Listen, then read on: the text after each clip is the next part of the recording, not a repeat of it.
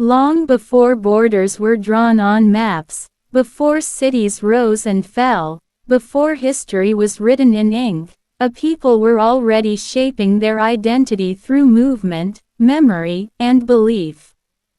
They are known today as the Yoruba. Their language is spoken by millions. Their culture has traveled across continents. Their traditions have endured centuries of change. Yet one quiet question remains at the heart of Yoruba identity. Where did the Yoruba people come from? To search for this answer is to step into a space where memory and movement meet, where myth and history do not compete, but speak to each other in subtle ways. Origins matter because they give meaning. They explain why certain places are sacred, why authority is organized the way it is, why a people see themselves not as scattered groups, but as one shared heritage. For the Yoruba, origin is not a single moment. It is a layered story. A story carried in oral tradition. A story traced through migration. A story uncovered by the earth itself. According to Yoruba oral tradition, the beginning of the world is inseparable from the beginning of the Yoruba people. At the center of this tradition stands Ile-Ife. Not merely as an ancient city, but as the place where existence itself took form. In these accounts, before land existed, the world was covered in water. From the realm of the divine, the supreme being, Olodumare, sent a figure named Odùduwà to bring order to chaos. Odùduwà descended with sacred objects, soil to form land, and a bird to spread it across the waters. Where this act occurred, land emerged. That place was Ile-Ife. In this tradition, Ile-Ife is not just a settlement. It is the point of creation. The spiritual center from which humanity, and Yoruba civilization, began. From Odùduwà came the lineages of kings. Through his descendants, many Yoruba kingdoms trace their authority and legitimacy. This connection is not simply symbolic. It forms the backbone of political and cultural unity across Yorubaland. For generations, this story has been told not as entertainment, but as memory. It explains why Ile-Ife is revered, why kingship is sacred, why origin and authority are inseparable. But oral tradition is only one layer of the story. Beyond myth lies movement. Historians and scholars have long examined the Yoruba past through language, archaeology, and comparative history. Their findings suggest a complex process of migration and settlement stretching back thousands of years. Rather than emerging suddenly in one location, early Yoruba ancestors were likely part of wider population movements across West Africa.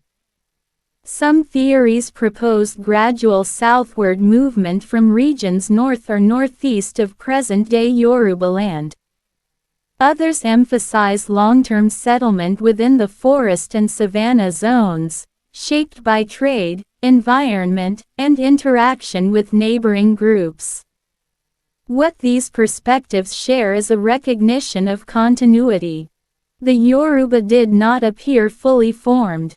They developed. Groups settled, adapted, merged, and reorganized. Over time, shared language patterns, social structures, and belief systems emerged. This helps explain why Yoruba dialects are diverse, yet mutually connected. Why cultural practices vary slightly from one region to another, yet remain recognizably Yoruba. Identity here was not imposed. It evolved. Archaeology offers another quiet voice in this conversation. Beneath the soil of Ile-Ife lie traces of an advanced society that flourished long before European contact. Excavations have revealed terracotta and bronze artworks of remarkable realism and sophistication, dating back centuries. These objects speak without words. They suggest organized urban life, skilled craftsmanship, established social and political systems. Ile-Ife was not a mythic abstraction. It was a real city, with structure, economy, and influence. The artistry found their challenges outdated assumptions about African history.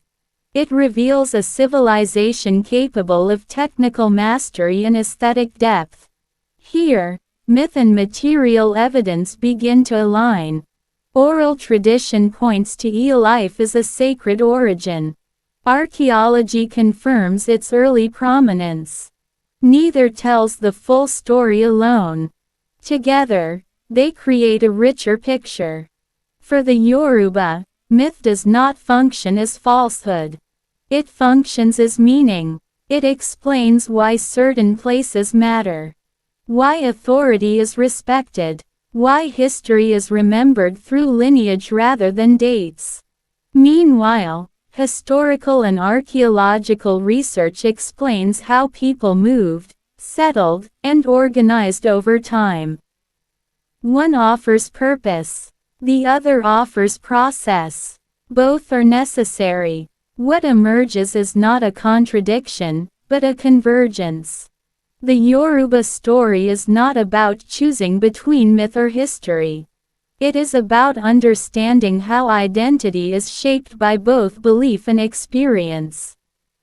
By the time early settlements had taken root, the foundations of Yoruba civilization were already forming. Language was unifying communities. Sacred spaces were being established. Leadership was taking recognizable shape. But something more was happening beneath the surface. A center was emerging. A place that would not only anchor belief, but concentrate power, culture, and influence. Ile-Ife was becoming more than an origin story. It was becoming a force. What happened next would define kingship, reshape society, and set the stage for the rise of powerful kingdoms. And that transformation began in a single city, whose influence would reach far beyond its walls. Ile-Ife was only beginning to reveal its true role. And that role would change everything.